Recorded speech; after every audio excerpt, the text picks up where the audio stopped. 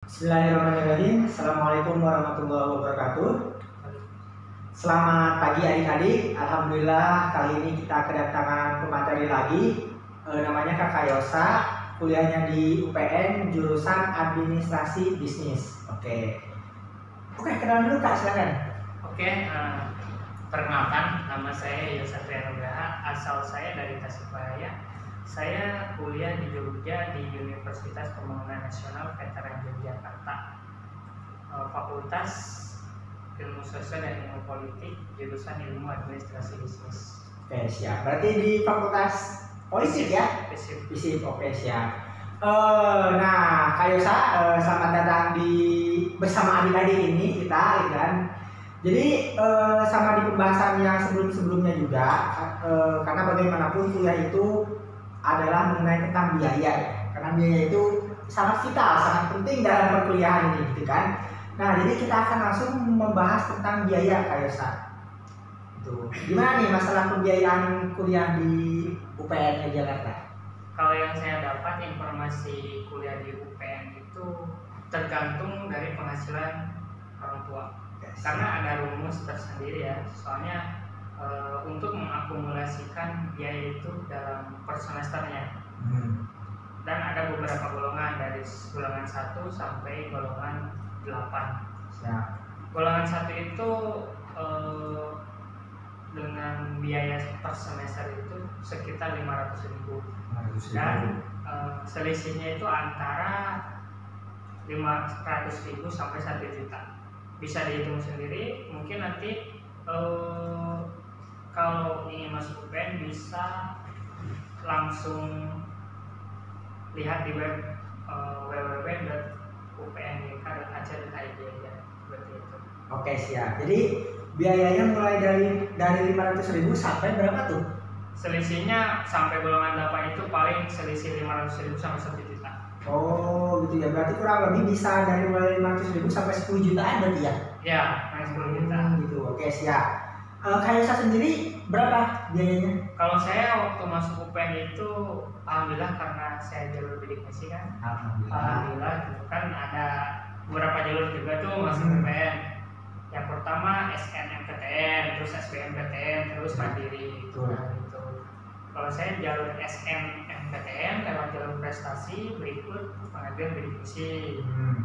Terus yang kedua itu ada SBMPTN melalui tes tulis gitu. Atau kalau sekarang lagi COVID seperti ini kan bisa online.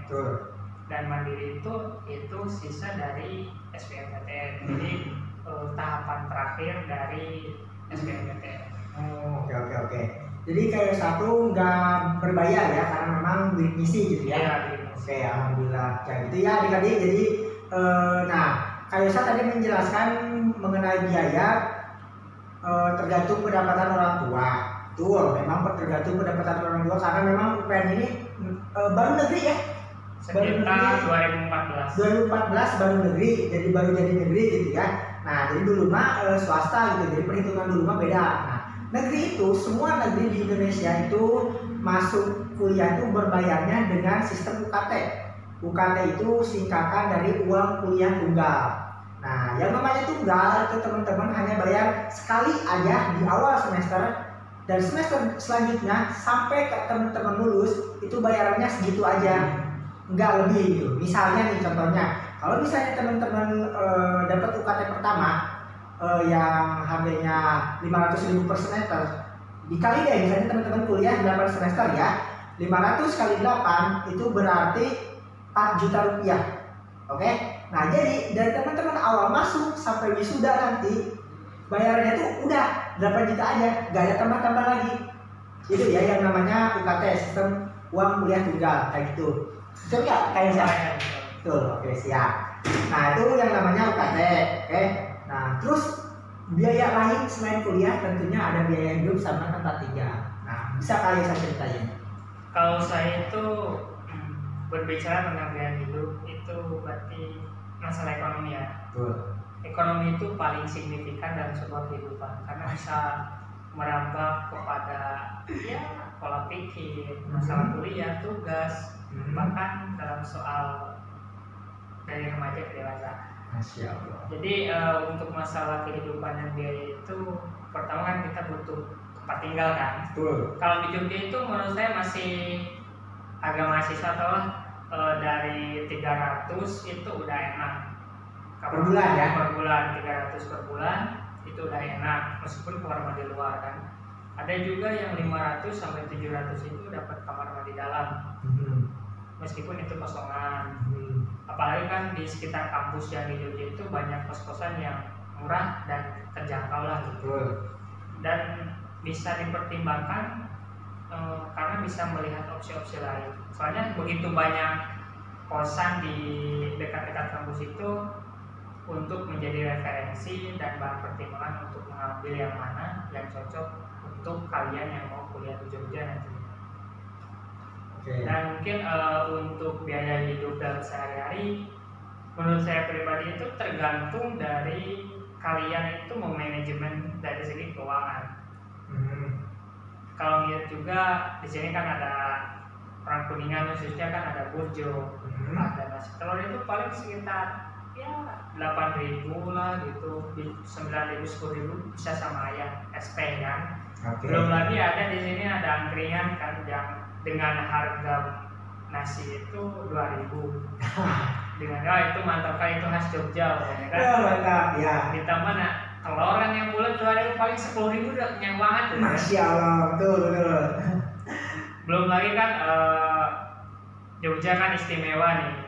Kalian tidak akan terasa istimewa kalau ke Jogja tanpa melakukan hal-hal yang contoh mengelilingi Jogja dan mendalami Jogja itu seperti apa dari segi positif, negatif atau apa. Karena yang disebut kota pelajar itu memang benar-benar bukan hanya dari kuliahnya doang. Dari sisi kehidupannya juga sangat mempelajari bagaimana kita untuk mencari sebuah relasi untuk masa depan. Nah itu ya. Oke, jadi untuk mengenai biaya tempat tinggal itu 300.000 per bulan. Nah mulai dari 300.000 per bulan. Teman-teman mau nyari yang lebih mahal bisa gitu kan. Nah kayak gitu. Terus untuk biaya makan itu berarti seharinya kayak Ustaz ngabisin berapa tuh kira-kira? Paling 10.000 sampai 15.000 juga cukup. Sehari paling banyak lah 20.000 kalau masak sendiri, apalagi lebih murah gitu. Menanam nasi di kosan kan lebih murah. Iya benar. Kalau masak lebih murah lagi gitu kan. Murah, paling cuma beli lauknya doang kan. Nah ya. Nah mungkin teman-teman yang berada di luar Jogja bertanya-tanya gini ya, bertanya-tanya kok bisa hidup di Jogja semurah itu. Nah kenapa Jogja murah? Itu karena teman-teman bisa lihat sendiri dari UMR-nya. UMR Kota Yogyakarta itu tidak lebih dari 2 juta. Terakhir saya tahu itu 1,8 juta ya. Nah, jadi dengan uang 1,8 juta itu per bulan itu sudah udah murah banget ya.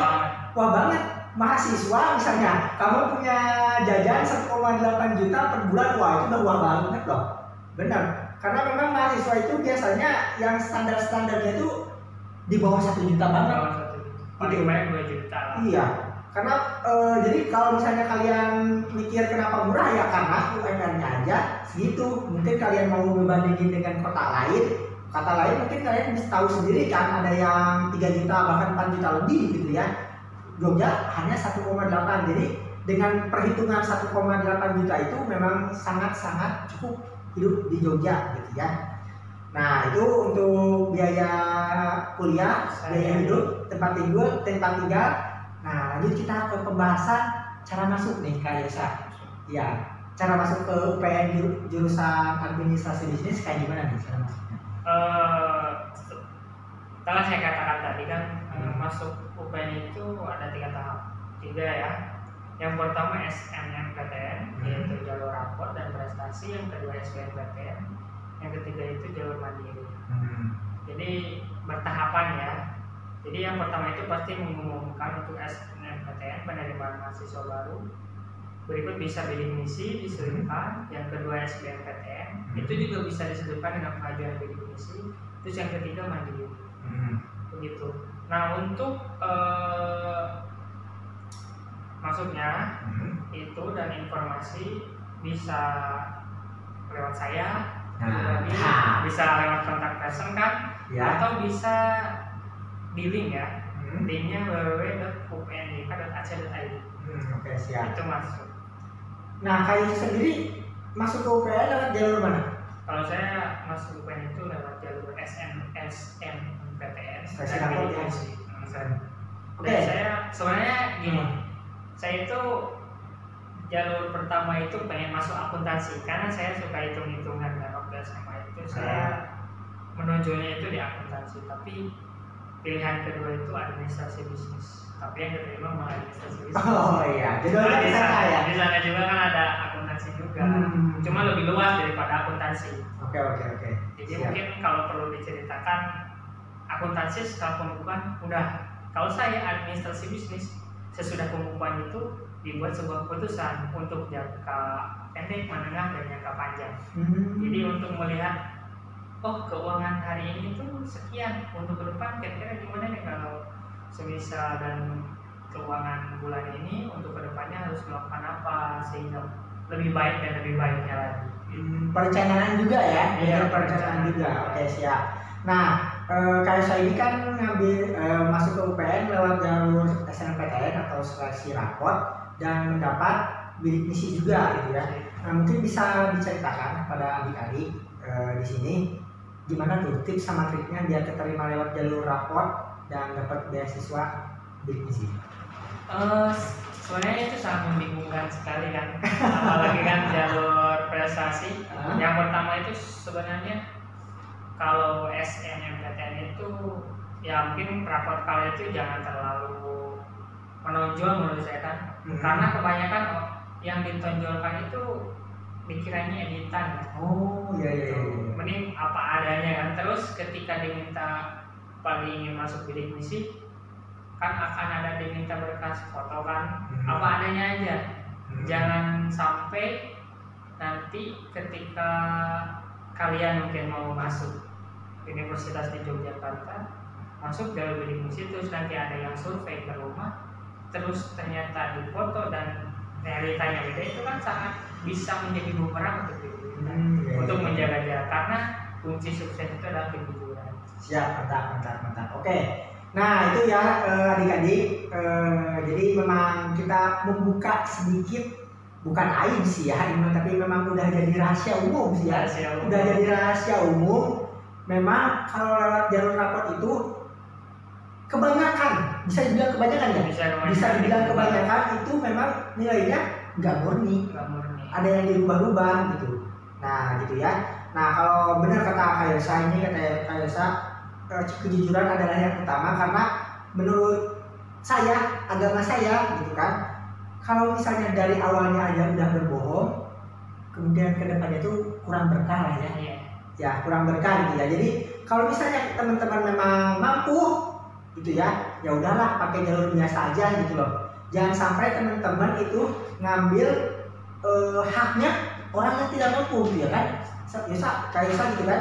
Jadi maksudnya kayak di sini, kalau misalnya kalian memang raportnya segitu, ya udah segitu gitu ya. Jangan ditinggi-tinggikan gitu ya. Kalau misalnya nanti kayak foto-foto loh, kayak foto rumah misalnya, yang dipoto malah foto tetangganya, terus siapanya gitu kan, itu juga bisa jadi doa loh kalian di masa depan gitu kan, itu bahaya itu ya. Oke, itu cara masuknya ya, kayak Yosa.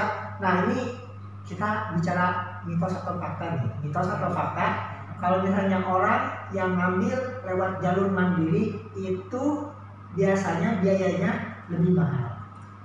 Sebenarnya kalau di kampus saya sendiri itu ketika masuk jalur mandiri itu ada diolah lagi karena ada sanggah UKT ya. Sanggah UKT. Jadi nanti menyesuaikan dengan pendapatan orang tua. Jadi begitu. Kalau SBMPTN kan udah jelas tuh. Pertama penghasilan orang tua itu masuk berapa, nanti dihitung, ada rumusnya tersendiri. Terus untuk mandiri itu juga ada untuk dikelola kembali, nanti ada sanggah UKT. Nanti dari kampus itu sendiri atau perjurusan itu dikasih form ya untuk mengisi dan mengajukan sanggah UKT. Kalau UKT tidak sesuai nih, terlalu gede, saya biasa aja nih UKT, saya kehidupan saya biasa aja nih seorang tua, tapi kok UKT saya besar itu. Anda bisa mengajukan untuk usaha UKT. Oh, bisa ya. Jadi mempermudah gitu. Oke. Jadi kan semua orang juga bisa belajar dalam pendidikan, bisa kuliah. Betul. Oke. Jadi mungkin bisa jadi ya yang lewat jalur mandiri itu tinggi dari yang jalur SBMPTN sama SNMPTN, tapi bisa disandang UKT. Iya, bisa. Oke, siap. Bisa disandang UKT ya. Jadi buat adik-adik jangan khawatir lah, insya Allah diperjuangkan sama kakak kalian yang ini kalau dari kalian masuk ke UPN gitu kan. Oke, itu ya cara masuknya lewat jalur 3 jalur itu. Kita membahas tentang beasiswa nih, apa aja yang ada beasiswa di UPN, khususnya selain bidik misi ya kayak saya gitu. Kalau beasiswa di UPN itu banyak ya, kemarin itu sampai banyak yang daftar juga sih.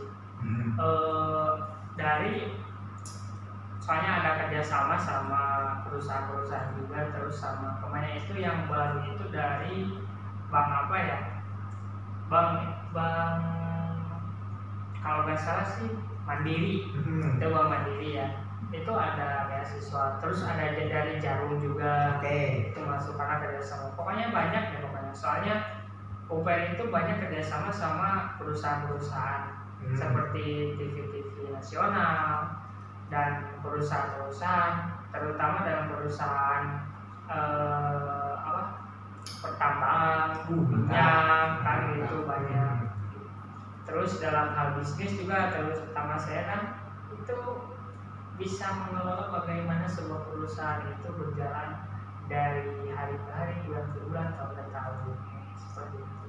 Oke, siap. Itu ya. Jadi memang kalau masalah beasiswa itu lebih banyaknya ketika kita udah jadi mahasiswa ya kan? Iya, nanti tahu sendiri. Jadi kalian jangan berpikir kalau misalnya saya nggak dapat beasiswa nih, jadi saya nggak jadi kuliah. Itu kurang tepat ya kak ya? Iya, kurang tepat. Iya, jadi mendingan kalian masuk dulu, setelah masuk nanti kalian baru deh dari beasiswa sendiri kayak gitu. Oke, itu ya masalah beasiswa. Nah, lanjut kita ke pembahasan tentang belajar apa aja sih selama di administrasi bisnis itu. Kalau berbicara administrasi bisnis ya, mungkin akan sedikit banyak ya, karena fakultas sosial dan politik namanya juga. Administrasi bisnis. Jadi di sana pertama pasti belajar dasar-dasarnya dulu lah. Apa yang kalian pelajari di SMA itu belajar. Terus ke sana dikembangkan.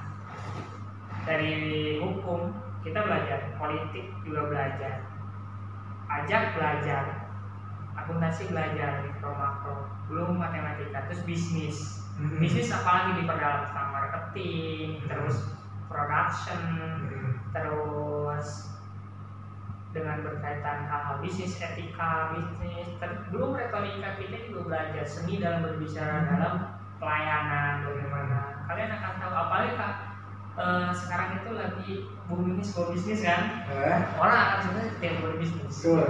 Karena ini ke dalam ilmu administrasi bisnis itu dituntut ini, ketika Anda bekerja di perusahaan orang lain, Anda adalah karyawan, gaji Anda tetap segitu aja. Tapi ketika Anda pebisnis, punya sendiri, sekecil apapun perusahaannya, kamu adalah bosnya. Kata-kata itu dari berusaha kita seperti itu. Nah, administrasi bisnis menuntut untuk hal itu, tapi nggak terlalu menuntut. Itu tergantung mahasiswanya sendiri. Apakah Anda mau bekerja pada orang lain, apakah Anda mau membuka usaha sendiri, sebelum membuka usaha sendiri, atau kalian dan jadi di bagian akuntansi sebuah perusahaan, jadi admin sebuah perusahaan, itu oke, no problem kan. Karena life is choice kan, hidup adalah sebuah pilihan kan? Gitu. Jadi menurut saya bersyukur banget nih keterima di ilmu administrasi bisnis dengan dosen-dosennya profesor semua, keren loh. Profesor semua ya? Profesor semua jurusan S3 semua, gak ada yang S2 di jurusan saya. Jadi apapun masalahmu ketika konsultasi itu pasti ada cara. Ada nih dosen yang gini, ketika saya punya masalah skripsi, saya skripsi, coba kamu seperti ini, kasih solusi, terus saya mengembangkan sendiri. Jadi si dosen itu membuat pinter gitu mahasiswanya. Jadi tidak mahasiswa itu supaya mencari solusinya dengan dari dosen dikasih clue petunjuk. Nah itu. Jadi gitu. Oke. Jadi yang dibahas selama perkuliahan itu banyak tadi. Jangan mikir administrasi bisnis itu cuma berkutik tentang administrasi catatan-catatan aja ya. Enggak. Bahkan saya juga agak terkejut nih, baru tahu nih ternyata malah administrasi bisnis itu ada di Fakultas Sosial dan Politik ya. Karena biasanya ya administrasi bisnis itu dari Fakultas Ekonomi gitu kan. Oke, siap. Jadi makanya pasti ini pembahasan kita pasti bakalan lebih luas gitu kan. Secara fakultasnya aja di Fakultas Sosial dan Politik gitu kan. Oke, adik-adik kita akan membahas tentang ini. Kenapa nih alasan adik-adik pengen ngambil ini? Pasti kan ada rencana ke depan nih kayak Yosya. Nah, kalau misalnya adik-adik ngambil jurusan ini, kira-kira prospek ke depannya atau rencana ke depannya bisa merencanakan seperti apa? Gitu. Kalau di jurusan saya ilmu administrasi bisnis, prospeknya itu yang ke depan kita pasti diajarin sebuah bisnis pertama, terus legalitas sebuah bisnis karena kita belajar hukum bisnis. Jadi bagaimana melegalkan sebuah bisnis. Jadi di mata kuliah itu ada salah satu yang namanya kewirausahaan. Jadi kita akan praktek di sana, kita membuat produk sendiri, terus kita membuat bazar ya di kampus, bazar kuliner tentang bisnis atau apapun yang kalian punya bisa dibajarkan dalam mata kuliah itu.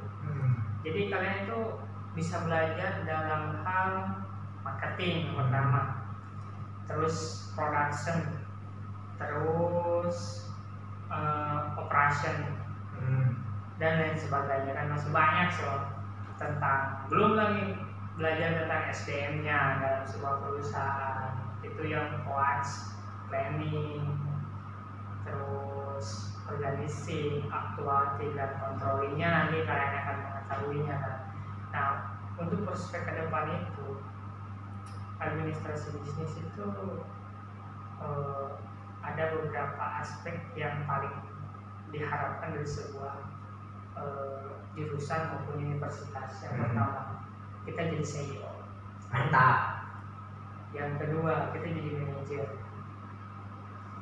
Pertama ya mungkin, kenapa CEO? Kita belajar tentang manajemen keuangan, manajemen SDM, belum ekonomi maupun mikro, hukum, politik, marketing, terus bisnis dan lain-lainnya, retail tentang yang atau yang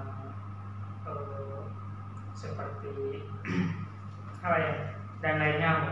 Terus kenapa kita harus jadi manajer? Kita kan belajar SDM, belajar SDM bagaimana mengelola sebuah orang itu seperti apa.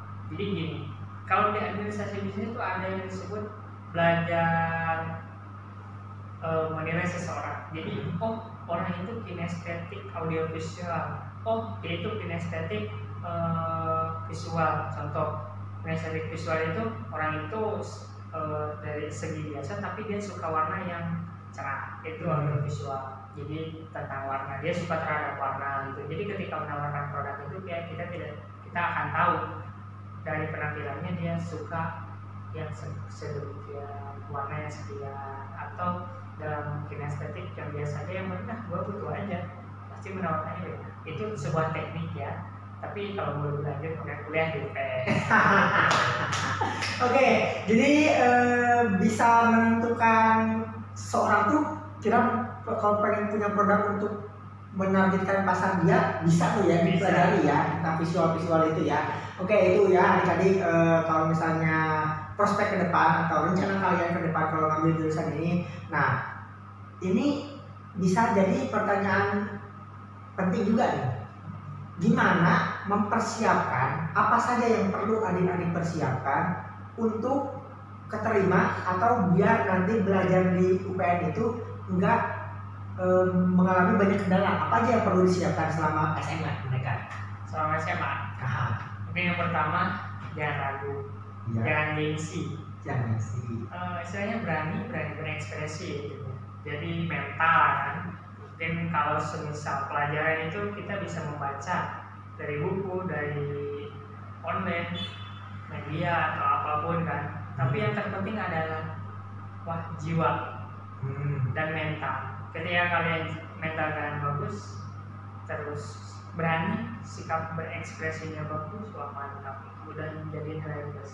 Yang terpenting kita berani, jangan takut, karena kalau kita takut, kamu tidak akan maju. Kalau kamu malu, kamu akan diam. Tapi kalau kamu bergerak dan berusaha, insya Allah apa yang kamu inginkan akan tercapai.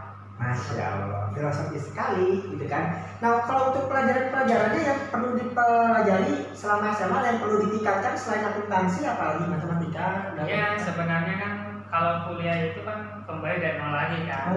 Jadi kita dari dasar dulu, dasar-dasar akuntansi itu seperti apa, dasar-dasar ekonomi itu apa. Jadi tidak menjudge bahwa yang masuk administrasi bisnis itu dari IPS gitu, bahkan dari IPA aja bisa. Oke. Gitu. Soalnya semuanya dari nol, kita belajar dari bawah. Kita merangkak dulu, jalan biasa, nanti juga lari sendiri kan. Berarti memang adik-adik jangan takut juga ya kalau misalnya adik-adik belum punya basic apapun, tapi karena memang ada juga yang mungkin termasuk kayak saya. Termasuk kayak yang tadinya pengennya kemana jadinya kecemplung ke sini, ya kan? Jadi buat adik-adik yang memang nanti malah kecemplung ke jurusan ini gitu, gak tahu apa-apa gimana nih lanjut atau enggak gitu kan, tapi bisa dikatakan lanjut terus ya, karena memang dari awal juga ya. Oke, seperti itu ya adik-adik. Kalau misalnya pengen yang harus kalian persiapkan selama pengen masuk ke jurusan ini gitu ya, di UPN jurusan administrasi bisnis gitu ya. Oke adik-adik, kita sudah membahas tentang cara masuk, biaya masuknya, biaya kuliah, biaya tempat tinggal, biaya makan, terus cara masuknya apa aja, terus tadi udah membahas yang dipelajari selama perkuliahan apa aja, dan lain-lain yang tadi sudah kita bahas di awal-awal. Nah ini kita memberikan waktu kepada Kak Yosa, apa saja yang mau Kak Yosa sampaikan kepada adik-adik, terserah mau apapun yang Kak Yosa ingin sampaikan kepada adik-adik, silakan. Jelasin. Mungkin gini ya, ini berbicara tentang kehidupan dan sebuah pilihan. Begini ya, hidup itu butuh inspirasi, karena mimpi tidak cukup. Jadi untuk mendapat jalan keluar itu kita harus berusaha. Jadi jangan takut, apapun yang menjadi tujuan kalian, usahalah, karena duit, doa, usaha, ikhtiar, dan tawakal. Karena itu 4 itu. Tapi jangan lupa 5 hal yang harus didahulukan, yaitu pertama, sang pencipta sebelum makhluk. Ingat ya. Yang kedua, sunat sebelum tradisi. Yang ketiga, keluarga sebelum pekerjaan. Orang tua sebelum teman. Ingat ya, itu 5 hal yang perlu didahulukan. Karena kuncinya itu adalah terutama pada ibu ya, jangan lupa hormat, karena doa ibu adalah sebuah hal yang sangat paling berpengaruh pada sebuah kehidupan. Terus mungkin saya mengalami berbagai liku kehidupan di Jogja. Saya pernah punya usaha. Kita nih masuk ke sesi ini nih, masuk ke sesi kuliah sambil bekerja. Oh ya, boleh langsung nih. Ke sesi kuliah sambil bekerja, karena memang ini bisa menjadi hal menarik buat adik-adik yang pengen kuliah sambil bekerja gitu. Boleh, silakan Kak. Oke. Secara pengalaman saya itu kuliah sambil bekerja. Gak perlu takut kalian itu di Jogja ngapain ya kalau gabut. Gimana kalau kerja, tapi gengsi, jangan pernah gengsi. Terus jangan bingung untuk mencari pekerjaan. Di Jogja pekerjaan itu ada full time dan part time, paruh waktu dan penuh waktu. Jadi ketika kalian kuliah, saya dari semester 1 bekerja sambil bekerja. Jadi paruh waktu dari sore sampai malam, itu waktunya fleksibel kok. Jadi bisa menentukan dan memilih jadwal sesuai jadwal kuliah kalian. Tergantung kalian memanajemen waktu aja. Jadi ketika kalian ingin sambil bekerja itu ya it's okay, no problem, itu lebih bagus. soalnya bisa membantu keuangan dari keluarga juga, bisa menambah uang jajan kalian juga. Terus ketika libur kalian bisa main, saya juga ya main ke paling jauh ke Bali ya kemarin gitu kan. Mantap. Dari hasil kerja keras kan selama seminggu itu, yang penting kalian tetap kerja keras, jangan menyerah. Dan untuk kuliah jangan dikhawatirkan. Jadi jangan kuliah tetap kuliah, kerja sewajarnya aja. Jadi apa yang diinginkan kalian itu harus tetap diusahakan. Namun jika kalian ingin mendapat hasil tambahan, apa susahnya kita bekerja. Namun pekerjaan bukan hanya dalam bentuk fisik, tapi bukan dalam bentuk offline, tapi bisa juga dalam bentuk online. Banyak referensi yang bisa kalian dapat ketika ingin bekerja. Apalagi di Jogja itu lapangan pekerjaan untuk mahasiswa itu banyak banget kan. Masya Allah. Dan kalau istilahnya ingin buka usaha sendiri itu malah lebih enak banget ya. Ini contohnya saya punya usaha dulu kan, roti bakar kan. Ini salah satu pelanggan saya nih waktu. Enggak dong. Jadi kalian itu bisa menentukan kapan buka, kapan tutup, itu terserah kalau buka usaha sendiri. Dengan melihat daerah yang signifikan untuk customer kan, itu lebih enak lagi. Apalagi jualan dekat kampung, itu bahkan bisa nilai plusnya. Apalagi kamu punya usaha terus masuk jurusan ilmu administrasi bisnis, ketika mata kuliah kejurusan kamu itu nggak perlu dipertanyakan lagi, nilainya udah jadi A loh. Oh bisa lebih ya? Soalnya pengalaman loh. Oh betul. Pengalaman itu. Kalau saya lebih ke mencari banyak relasi. Karena untuk ke depan kan nggak kaget, supaya nggak kaget kan gitu. Terus secara pengalaman saya pribadi, secara kamu yang bekerja oke, bisa part time, kamu bikin usaha itu apalagi bagus. Itu jangan takut. Mantap. Ada lagi yang mau disampaikan? Mungkin apa lagi ya, mungkin gini, dari sekian banyak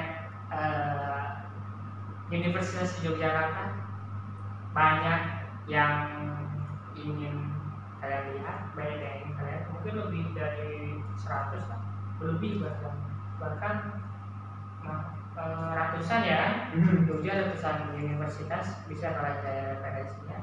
Yang penting Jogja istimewa, dan kalian kalau ke Jogja jangan sampai mendalami istimewa Jogja itu seperti apa. Jadi saya tunggu di Jogja. Oke, terakhir nih Kak, harapan atau kira-kira berapa berapa kuota harapan adik-adik untuk keterima di jurusan ini? Jadi kan ada kuotanya tuh. Ada. Berapa tuh kuotanya? Kalau kemarin saya lihat itu sekitar 500 untuk jurusan ilmu administrasi bisnis. 500 orang? Banyak juga ya. Banyak. Soalnya gini, ada rencana ilmu administrasi bisnis itu dipecah, jadi nggak fisip lagi.